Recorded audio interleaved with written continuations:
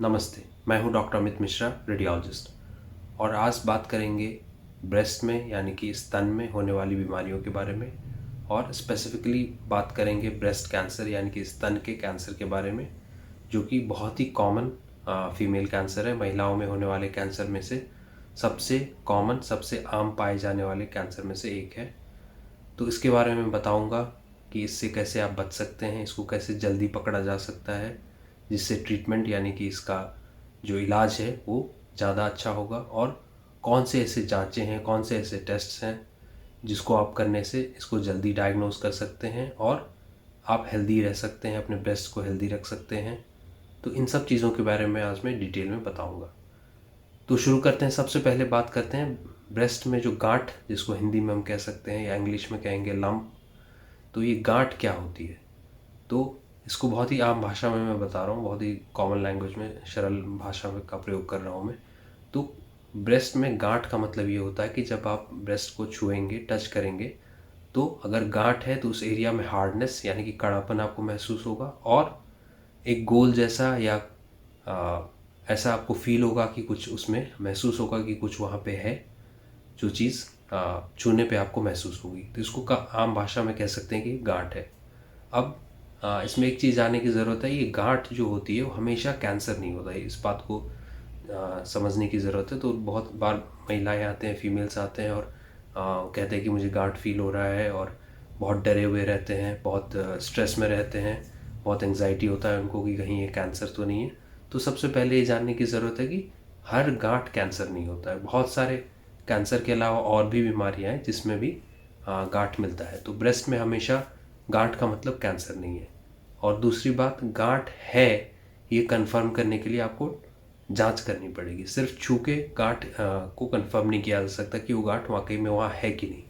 कई बार ब्रेस्ट में वैसे भी हार्डनेस होता है, जो स्तन होता है उसमें वैसे भी हार्ड एरियाज होते हैं जो छूने पे लगते हैं कि हो सकता है वहाँ कोई गांठ हो, लेकिन जब हम टेस्ट करते हैं तो उसमें वैसा कुछ नहीं होता और नॉर्मल होता है। तो ऐसा भी होता है। तो अगर गांठ महसूस हो रही हो तो सबसे पहले डरना मत, बाकी टेस्ट कराना, और उसके बाद ही ये चीज़ कंफर्म होगा। तो सबसे पहले ये जानने की ज़रूरत है। दूसरी बात, सारे जो ब्रेस्ट में, जैसे मैंने अभी कुछ देर पहले बोला, सारी जो गांठें होती है वो कैंसर नहीं होती है। बहुत सारी और बीमारियां हैं, स्पेशली यंग एज में अगर है तो कैंसर का रिस्क बहुत कम रहता है। तो उस एज में और बहुत सारी बीमारियां हैं जिसमें गांठ की तरह प्रेजेंट कर सकता है, जैसे कि फाइब्रोएडेनोमास है या ब्रेस्ट में सिस्ट है। तो ये सब चीज़ें भी गांठ की तरह लग सकती हैं। तो ये एक चीज़ है। तो अब बात करते हैं कि कैसी गांठों में कैंसर का शंका जो है ज़्यादा होता है। तो ऐसी गांठें जो बहुत हार्ड हो यानी कि कड़ा हो, टच करने पे बहुत कड़ा सा महसूस हो। ऐसी गांठें जो अपनी जगह से ज़्यादा मूवमेंट नहीं हो, जिसमें पकड़ के जब हम ब्रेस्ट में उस गांठ को हिलाना चाहें, स्तन में उस गांठ को आगे पीछे करना चाहें तो ज़्यादा मूवमेंट नहीं होता है। तो ऐसी गांठें, या ऐसी गांठें जिनका साइज़ लगातार बढ़ रहा हो। तो इन सब तरह की गांठों में, या ऐसी गांठें जिनके साथ निप्पल अंदर की तरफ जा रहा हो, या स्किन जो बाहर का जो स्किन है, जो सतह है चमड़े का, उसमें चेंजेस आ रहे हो, यानी कि उसमें कोई आपको टेक्सचर, उसका उसका जो अपीयरेंस है, यानी कि जो स्किन बाहर से दिखता है उसमें लग रहा हो कि कुछ इसमें चेंजेस आ रहे हैं। तो इस तरह की गांठें जो हैं, इनमें कैंसर का सस्पेशन ज़्यादा होता है। तो ये तो मैंने ऐसे बताया जो आपको बाहर से देख के या छू के महसूस होगा, लेकिन फाइनली इसको हम जब तक टेस्ट नहीं करेंगे, जब तक जांचें नहीं करेंगे, जिसके बारे में मैं आगे बताऊंगा वीडियो में, उन सब जांचों के बिना कुछ भी कंफर्म नहीं किया जा सकता है। लेकिन इन जनरल जो छूने से और देखने से जो महसूस होता है, उसके आधार पे इन सब गांठों में जो मैंने अभी बताया, इन सब गांठों में जो है कैंसर का सस्पिशन थोड़ा ज़्यादा रहता है। अब बात करते हैं कि ब्रेस्ट कैंसर में, स्तन के कैंसर के क्या क्या रिस्क फैक्टर होते हैं, यानी कि क्या क्या क्या ऐसी चीज़ें हैं जिससे स्तन कैंसर का रिस्क बढ़ता है। तो इसकी बात करते हैं, किन फीमेल्स में रिस्क ज़्यादा रहता है ब्रेस्ट कैंसर का। तो ऐसे फीमेल्स जिनका पीरियड जल्दी शुरू हुआ है, यानी कि जो मेनार्क जिसको कहते हैं इंग्लिश में, तो पीरियड जल्दी स्टार्ट हुआ है, 12 साल के पहले जिनका पीरियड स्टार्ट हुआ है। ऐसे फीमेल्स जिनका पीरियड लेट बंद हुआ है, यानी कि 55 के बाद जिनका मेनोपॉज हुआ है, यानी कि पीरियड बंद हुआ है। ऐसे फीमेल्स जिनको प्रेगनेंसी कभी नहीं हुई हो। तो अगर प्रेगनेंसी कम हुआ है या कभी नहीं हुआ है, ऐसे फीमेल्स हैं तो उनमें ब्रेस्ट कैंसर का रिस्क ज़्यादा रहता है। ऐसे फीमेल्स जिनमें ब्रेस्ट फीडिंग नहीं हुआ हो या बहुत ना के बराबर हुआ हो, ब्रेस्ट फीडिंग कभी लाइफ में नहीं हुआ हो, तो इसमें भी रिस्क ज़्यादा होता है। ऐसे फीमेल्स जिनका ओबेसिटी है यानी कि जिनका मोटापा ज़्यादा है, वज़न ज़्यादा है। ऐसे फीमेल्स जिनमें स्मोकिंग की हिस्ट्री है यानी कि स्मोकर्स हैं, या अल्कोहल की हिस्ट्री है यानी कि शराब की हिस्ट्री है, शराब लेते हैं, सिगरेट लेते हैं, उनमें भी रिस्क ज़्यादा रहता है। ऐसे फीमेल्स जिन्होंने हार्मोन की दवाएं आती हैं, आपको पता होगा बहुत सारी बीमारियों में हार्मोन वाली पिल्स लेते हैं, गोलियां लेते हैं फीमेल्स। तो ये हार्मोन की जैसे कि पीसीओडी है या फिर इनफर्टिलिटी का ट्रीटमेंट है, इन सब केसेस में हार्मोन वाले पिल्स लिया जाता है, तो इससे भी जो है रिस्क थोड़ा सा बढ़ता है। लेकिन इसमें यह है कि अगर वो दवाएं फिर छोड़ देंगे लंबे टाइम तक तो रिस्क कम भी हो जाता है। तो लेकिन अपने आप में ये रिस्क फैक्टर ज़रूर है कि हार्मोन वाले पिल्स अगर आपने लिया है तो वो अपने आप में एक रिस्क फैक्टर है। तो ये सारी चीज़ें हैं जो रिस्क फैक्टर्स हैं ब्रेस्ट कैंसर के लिए। तो अब बात करते हैं कि कौन सी ऐसी चीज़ें हैं जिसको आप कर सकते हैं, कौन से ऐसे टेस्ट्स हैं, कौन सी ऐसी जांचें हैं जिसको आप कर सकते हैं जिससे कि ब्रेस्ट कैंसर बहुत शुरुआत के स्टेज में पकड़ा जाए, बहुत जल्दी पकड़ा जाए और इसका सफल इलाज हो जाए और आप इस डिजीज़ से बच सकें, फ्री रह सकें। तो कौन सी ऐसी चीज़ें हैं जिसको आप कर सकते हैं? तो इसमें सबसे पहली चीज़ जो आप कर सकते हो वो है सेल्फ ब्रेस्ट एग्जामिनेशन, यानी कि आपको अपने ब्रेस्ट का, अपने स्तन का खुद ही एग्जामिनेशन, खुद ही जांच करनी होगी। तो इसको कैसे करते हैं? तो सबसे पहली बात इसमें जो है वो है आपको एक टाइम चूज़ करना होगा। वो टाइम बेस्ट रहेगा पीरियड के बाद। तो जब पीरियड्स हो जाए, पीरियड में जैसे आपको पता है कि ब्रेस्ट जो होते हैं, जो स्तन होते हैं, वो टेंडर होते हैं, यानी कि उनमें थोड़ा दर्द रहता है। तो पीरियड जब हो जाए, जब ये टेंडरनेस वाला जो ब्रेस्ट में थोड़ा दर्द रहता है पीरियड के टाइम, ये जब चीज़ ख़त्म हो जाए उसके बाद आप एक दिन चूज़ करिए और उसी दिन को हर महीने में उसी दिन आपको करना है। यानी कि अगर आपने इस महीने किसी एक दिन में किया ब्रेस्ट का एग्जामिनेशन, तो नेक्स्ट मंथ में फिर उसी दिन में आपको रिपीट करना है। तो उससे जो है एक इफ़ेक्टिवनेस ज़्यादा रहती है इस चीज़ की। तो जैसे मैंने कहा पीरियड्स के बाद आपको लेकिन करना है, तो एक दिन आप चूज़ करेंगे पीरियड्स के बाद और उसमें फिर जो मैं स्टेप्स आपको बता रहा हूँ वो आपको बहुत ठीक से करना है। तो आप ध्यान से इसको देखिए, आपकी स्क्रीन पे आ रहा होगा इमेजेस। एक फ़ीमेल का इमेज है। तो सबसे पहले जो है आपको खड़े होके मिरर एक अपने ड्रेसिंग टेबल के सामने कर सकते हैं या टॉयलेट में कर सकते हैं, लेकिन एक मिरर होना चाहिए। तो मिरर के सामने आप पहले खड़े होके दोनों आर्म्स को, दोनों हाथ को साइड बाय साइड रख के और मिरर में आपको देखना है। तो मिरर में आपको देखना है कि दोनों ब्रेस्ट जो हैं, यानी कि दोनों जो स्तन हैं, वो उनका अपीयरेंस, उनका जो लुक है वो सेम है कि नहीं, यानी कि दोनों साइड आपको बराबर दिख रहा है कि नहीं, कोई शेप में यानी कि आकार में कोई फ़र्क तो नहीं है, राइट में, दाएं में और बाएं में कोई डिफरेंस तो नहीं है आकार में, उसके अपीयरेंस में, उसके लुक में, यानी कि दोनों बराबर दिख रहा है कि नहीं। निप्पल का पोजीशन देखना है, कहीं निप्पल अंदर की तरफ तो नहीं जा रहा है। फिर आपको चमड़ा यानी कि स्किन देखना है कि स्किन में, चमड़े में कोई चेंजेस तो नहीं आ रहे हैं कहीं। फिर आपको देखना है कि दोनों ब्रेस्ट में कोई, किसी में कोई उभार टाइप का तो नहीं लग रहा है, कोई लंप जैसा, कोई गांठ जैसा तो नहीं सामने से देखने पे लग रहा है। तो ये सारी चीज़ें आप देख सकते हैं। फिर आपको स्टैंडिंग पोजीशन में ही, खड़े होने की पोजीशन में दोनों हाथ को, जैसे आपके स्क्रीन पे आ रहा है, पीछे ले जाना है, हिप्स पे रखना है और दबाना है जोर से। और फिर इसमें देखना है कि ब्रेस्ट में अब ऐसा करने से कोई चेंज तो नहीं आया। दोनों साइड राइट लेफ्ट आपको कंपेयर करना है, दाएं साइड और बाएं साइड, तो कोई ज़्यादा इसमें डिफरेंस तो नहीं लग रहा है। और फिर वही सब सारी चीज़ें देखनी है, निप्पल का पोजीशन कैसा है, चमड़े का, स्किन में कोई परेशानी तो नहीं दिख रही है, कोई उभार तो नहीं दिख रहा है। तो ये सारी चीज़ें आपको देखना है। और फिर उसके बाद दोनों हाथ ऊपर ले जाना है, सर के ऊपर ले जाना है और दोनों एक्जिला जिसको कहते हैं, ये नीचे वाला एरिया, दोनों साइड, ये एरिया को भी देखना है हाथ ऊपर ले जाके। इसमें कोई एबनॉर्मलिटी, कोई असामान्यता तो नहीं दिख रही है, कोई उभार तो नहीं दिख रहा है, कोई स्किन में, चमड़े में कोई चेंजेस तो नहीं दिख रहे हैं। तो ये सारा ऑब्जर्वेशन आपको सिर्फ करना है इसमें। फिर बात करते हैं नेक्स्ट स्टेप की। तो इसमें अब इसी पोजीशन में खड़ा ही रहना है आपको और इसमें अब पूरे ब्रेस्ट को, ये 3 उंगलियां हैं, ये अंगूठा नहीं और ये उंगली भी नहीं, तो ये 3 जो बीच की उंगलियां हैं, ये 3 उंगलियों के जो टिप्स हैं, ये जो पार्ट है, ये जो हिस्सा है 3 उंगलियों का, इससे ऐसे प्रेस करके पूरे ब्रेस्ट में, पूरे में एक सर्कुलर मोशन में, यानी कि गोल गोल ऐसे करके पूरे में कवर करना है और इसको दबा के देखना है।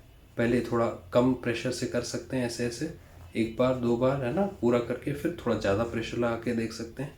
तो ऐसे करके, लेकिन पूरा एरिया कवर होना चाहिए, निपल का एरिया भी और बाकी पूरा एरिया भी कवर होना चाहिए। ब्रेस्ट आपको मैं बता दूं कि यहाँ साइड तक जाता है, तो साइड भी कवर होना चाहिए और यहाँ नीचे का जो हिस्सा है यहाँ भी है, आर्मपिट जिसको कहते हैं, तो यहाँ भी। तो ये पूरे में आपको दबा के 3 उंगलियों से देखना है और आपको देखना ये है कि कोई कड़ापन तो महसूस नहीं हो रहा है, कहीं गांठ तो महसूस नहीं हो रही है। तो ये आपको पूरा करना है खड़े पोजीशन में, इस साइड भी और इस साइड भी, दोनों तरफ करना है आपको। तो ये है दूसरा स्टेप। फिर आपको लेटना है। अब तीसरा स्टेप है, इसमें आपको लेटना है। लेट के जैसे आपके स्क्रीन पे आ रहा है, एक हाथ ऊपर रखना है और फिर से पूरा ब्रेस्ट एग्जामिनेशन, फिर से वही 3 उंगलियां यूज़ करना है और पूरे में फिर से देखना है और ये एरिया भी देखना है ना, हाथ इसमें ऊपर रहेगा लेटे में और ये यहाँ अंदर भी देखना है पूरा, ये दबा के यहाँ। तो इस तरह से आपको दोनों साइड जांच करना है, एग्जामिनेशन करना है और देखना है कि कहीं कोई गांठ तो नहीं महसूस हो रही है, कहीं कोई कड़ापन तो महसूस नहीं हो रहा है। फिर आपको निप्पल जो एरिया है, निप्पल को जेंटली धीरे से प्रेस करना है और देखना है कि इससे कोई किसी कलर का पानी तो नहीं आ रहा है, कोई डिस्चार्ज तो नहीं आ रहा है। तो ये भी आपको देखना है। तो ये स्टेप है, इसको कहते हैं सेल्फ ब्रेस्ट एग्जामिनेशन। तो ये खड़े में भी करना है और फिर लेट के भी करना है और 3 फिंगर्स यूज़ करना है जैसे मैंने दिखाया, और टच करके प्रेस करके ये पूरा करना होता है। तो इसको कहते हैं सेल्फ ब्रेस्ट एग्जामिनेशन। तो ये एक बहुत ज़रूरी चीज़ है जो कि हर फीमेल को करना चाहिए हर मंथ। जैसे मैंने कहा, पीरियड के बाद एक दिन चूज़ करना चाहिए और हर मंथ इसको रिपीट करना होता है। इसको कंटिन्यू कर सकते हैं लाइफ लॉन्ग। तो ये है सेल्फ ब्रेस्ट एग्जामिनेशन, जो कि बहुत ही इंपॉर्टेंट चीज़ है और इससे बहुत सारी गांठें जो हैं जल्दी पकड़ में आती हैं और फिर उसको आगे टेस्ट के लिए हम पेशेंट को भेज सकते हैं। तो ये है पहला चीज़ जो आप कर सकते हैं अपनी लाइफ में। दूसरी चीज़ है, अब बात करते हैं कि कौन सी रेडियोलॉजी की जांचें हैं, यानी कि कौन से ऐसे स्कैन्स हैं, कौन से ऐसे एक्सरेज हैं जिसको आप कर सकते हैं जिससे कि कैंसर बहुत जल्दी पकड़ में आए और उसका जल्दी इलाज हो। तो अब बात करते हैं सबसे पहले कि ये जो जांचें हैं ये किस एज में स्टार्ट करना चाहिए। तो इन जांचों में आता है मैमोग्राफी, जिसको कहते हैं स्तन का एक्सरे, ब्रेस्ट का एक्सरे, और दूसरी चीज़ इसमें आती है अल्ट्रासाउंड, और तीसरा टेस्ट आता है एमआरआई। तो ये 3 तरह के टेस्ट हैं जिसको आप कर सकते हैं। तो अब इसको कैसे किया जाता है, कब इसको करना है, किस एज में करना है, और कब कब रिपीट करना है इसको, और कौन सा चीज़ कब करना है, यानी कि अल्ट्रासाउंड कब करना है, कब एक्सरे करना है, कब एमआरआई करना है। तो ये चीज़ मैं अब बताऊंगा। बहुत सारी गाइडलाइंस है इसमें, और जो सबसे ज़्यादा माने जाने वाले गाइडलाइन है और जो सबसे कॉमनली फॉलो हो रहा है, अमेरिकन कॉलेज ऑफ रेडियोलॉजी का गाइडलाइन या अमेरिकन कैंसर सोसाइटी का गाइडलाइन, उसकी बात मैं करूँगा। तो उनके हिसाब से जो है 40 ईयर्स के बाद, यानी कि 40 साल के बाद हर फीमेल को, हर महिला को साल में एक बार मैमोग्राफी, यानी कि स्तन का जो एक्सरे होता है वो करना चाहिए। तो साल में एक बार स्तन का एक्सरे, मैमोग्राम, वो करना चाहिए हर फीमेल को। और अगर इसके साथ अल्ट्रासाउंड साथ में किया जाए, यानी कि मैमोग्राम, एक्सरे भी किया जाए स्तन का और अल्ट्रासाउंड भी किया जाए साथ में, अगर किया जाए तो इसका जो एक्यूरेसी है, यानी कि इसकी जो सटीकता है कैंसर को पकड़ने के लिए या ब्रेस्ट की बीमारियों को पकड़ने के लिए, वो बढ़ जाती है। तो अगर कोई फीमेल जाए और एक्सरे भी कराए और अल्ट्रासाउंड भी कराए तो उसकी जो डायग्नोसिस है वो ज़्यादा अच्छा रहेगा। तो 40 ईयर्स के बाद हर ईयर ये रिकमेंडेशन है, ये कहा जाता है कि साल में एक बार ज़रूर करना चाहिए ये टेस्ट, यानी कि एक्सरे और अल्ट्रासाउंड अगर किया जाए तो ज़्यादा अच्छा है। तो एक्सरे प्लस अल्ट्रासाउंड आप हर साल एक करा सकते हैं 40 ईयर्स के बाद। तो ये है गाइडलाइन।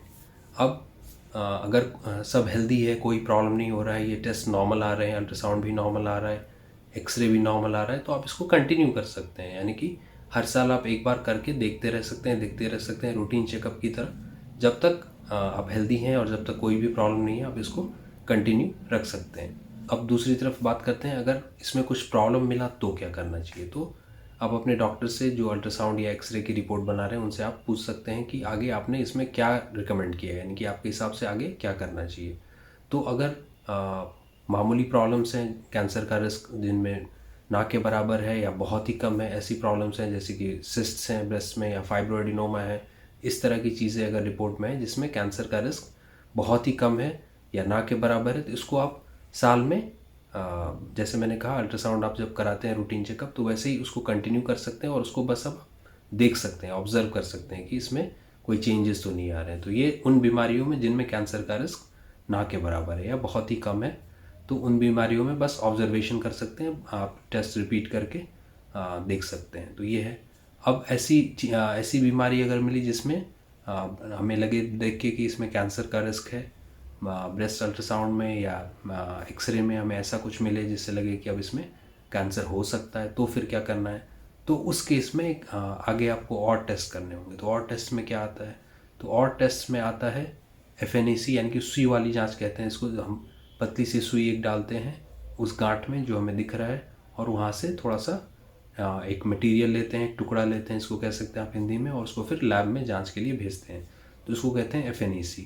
या कई बार मोटी सुई वाली जांच जिसको बायोप्सी कहते हैं, तो मोटी सी एक सुई रहती है, मतलब बहुत मोटी नहीं रहती है, लेकिन FNAC जो मैंने बताया उससे मोटा रहता है, तो इसको कहते हैं बायोप्सी। और इसमें हम कुछ स्लाइसेस लेते हैं, कुछ टुकड़े लेते हैं उस गांठ के, और फिर इसको लैब में जांच के लिए भेजते हैं। तो FNAC और बायोप्सी ये दो चीज़ें हैं जो आगे हमें करना पड़ता है अगर हमें लगेगा कि इसमें कैंसर का रिस्क ज़्यादा है।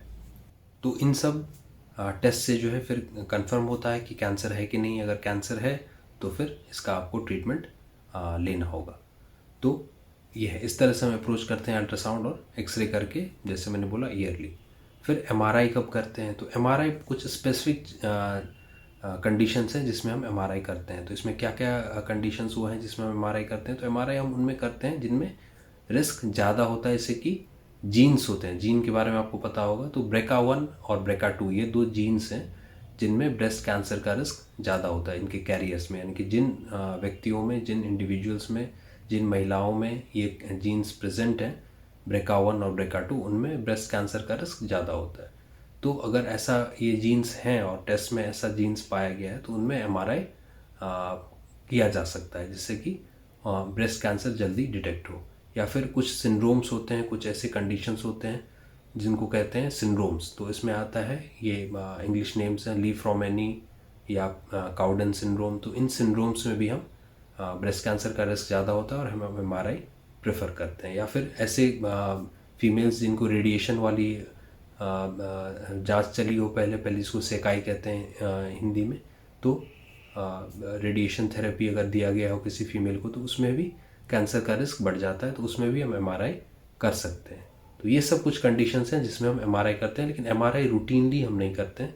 MRI हम स्पेसिफिक कुछ फीमेल्स में ही करते हैं जिनमें ये सब चीज़ें जो है मैंने बताया अभी, ऐसी कुछ चीज़ें हों, या फिर हमें एक्सरे और अल्ट्रासाउंड करके हमें पूरी चीज़ हम नहीं समझ पाए और हमें लगे कि अब MRI की भी ज़रूरत है, तो वैसे कंडीशंस में हम MRI करते हैं। नहीं तो एक्सरे, अल्ट्रासाउंड और उसके बाद जो सुई वाली जांच होती है अगर ज़रूरत पड़े तो ये सब जांचें करके जनरली चीज़ें कंफर्म हो जाती हैं। तो ये है सारी जांचों की बात। और मैंने आपको ये भी बताया कि कब कब करना है, कब ये टेस्ट करना है और कितने इंटरवल में करना है, कैसे इसको रिपीट करना है। तो ये है पूरी चीज़। तो इस तरह से ये सब चीज़ें करने से जो है ब्रेस्ट कैंसर से आप जल्दी इसको पकड़ा जा सकता है और आपका इलाज जो है वो ज़्यादा इफ़ेक्टिव, ज़्यादा अच्छा होगा।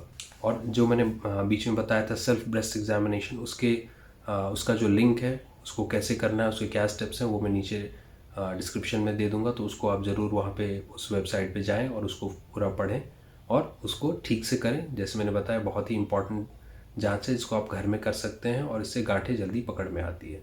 और इसके अलावा अल्ट्रासाउंड और ब्रेस्ट का जो एक्सरे है जिसको मैमोग्राफी कहते हैं, वो भी करना ज़रूरी है, जैसे मैंने आपको बताया। एक और चीज़ है, कुछ लोग ब्रेस्ट का एक्सरे और जो छाती का एक्सरे होता है उसको कंफ्यूज करते हैं। कुछ लोगों को लगता है ये सेम ही है, हम छाती का एक्सरे करा रहे हैं तो उसमें ब्रेस्ट का भी आ जाएगा, तो ऐसा नहीं है। तो ब्रेस्ट का जो एक्सरे है जिसको हम मैमोग्राम कहते हैं, मैमोग्राफी कहते हैं, उसका मशीन अलग होता है और वो एक सेपरेट अलग एक्सरे है। तो वो जो आप छाती का एक्सरे कराते हैं वो नहीं है। तो ब्रेस्ट का एक्सरे जो है वो अलग होता है, उसकी मशीन भी जैसे मैंने कहा वो अलग होती है। तो ब्रेस्ट का एक्सरे और अल्ट्रासाउंड और MRI, ये पूरी चीज़ों के बारे में मैंने आपको बताया और कब करना है ये भी मैंने आपको बताया। तो ये सारी चीज़ें आप अगर फॉलो करेंगे तो ब्रेस्ट कैंसर हुआ भी तो इसको जल्दी पकड़ा जा सकता है, जल्दी डायग्नोज किया जा सकता है, सफल और जल्दी उसका इलाज होगा। तो आप इस वीडियो को ध्यान से देखना और सारी चीज़ों को ध्यान से समझना और अपने फीमेल फ्रेंड्स में ज़रूर शेयर करना। थैंक यू, नमस्ते।